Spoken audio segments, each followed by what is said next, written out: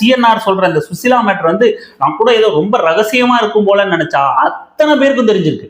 அத்தனை அயோக்கிய பயல்களும் சேர்ந்து சேர்ந்து சேர்ந்து குலதெய்வம் ஐயா ஐயான்னு இந்த அயோக்கியத்தனங்களை தெரிஞ்சுக்கிட்டும் நம்ம கிட்ட அவனுங்க பொறுக்கி திங்கிறதுக்காக, அவனுங்க எலும்பு நக்கி திங்கிறதுக்காக, அவனுங்க சோறு திங்கிறதுக்காக, கட்சியில பதவி வாங்கி திங்கிறதுக்காக இன்னைய வரைக்கும் அப்பாவி இளைஞர்கள் கிட்ட ராமதாஸ உட்காந்துட்டு குலதெய்வம் குலதெய்வம் ஐயா இனமான காவலர் காவல் காத்து அறுத்து தள்ளிட்டாரு அப்படின்னு பேசிக்கிட்டு இருக்காங்க.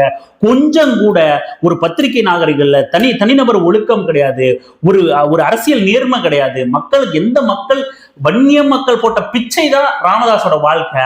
அப்படி வாழ்ந்துகிட்டு இருக்கிற வாழ்க்கையிலையும் அந்த மக்களுக்கும் நன்றி விசுவாசம் இல்லாத ஒரு நபரை தூக்கிட்டு வந்து இந்த அயோக்கியர்களின் அயோக்கியத்தனத்தால உருவானவர் தான் ராமதாஸ் ஐயா, வேற ஒண்ணும் கிடையாது. சிம்பிளா சொன்னா இன்னி வரைக்கும் இந்த அருள் எம்எல்ஏவே இல்லைன்னா நம்மளாம் இங்க காரி துப்பிடலாம்.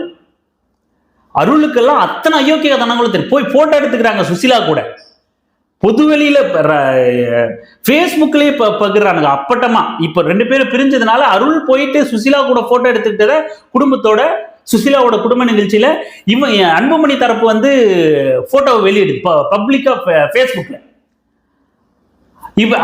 அந்த அருள் வந்து ராமதாஸோட இந்த சின்ன வீட்டு ரகசிய வாழ்க்கையை தெரிஞ்சுக்கிட்ட அருள் மட்டும் இல்ல எல்லாருக்கும் தெரியுது. ஆனாலும் இந்த அருள் வெக்கம் கட்டு போய் வந்து எங்க ஐயா சொன்னா இவர் கழுத்து அறுத்து செத்துருவாரா, கழுத்து அறுத்து கிழிப்பாரு.